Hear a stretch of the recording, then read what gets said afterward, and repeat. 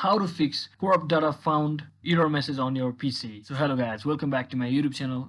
If you are also encountering the issues such as corrupt data found issue error code on your PC device, then what you can do is simply head over to your Steam.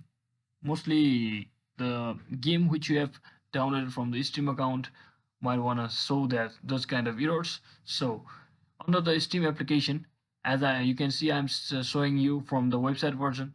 From your, if you are using application version, you will see the library option over here. Once you click on it, you will see all the games that you have installed under your left section, and under that section you will see something like this. As you can see, under the installed file section, you will see the button for verify integrity of the game files. So once you click on it, the game will check for the integrity or error files after for some time and tell you the exactly cause of the error. So once you do that, that should be done and the error code will successfully go away. That means your error will be gone. So hope this video was helpful. If it was, don't forget to like and subscribe to the channel. See you on the next one.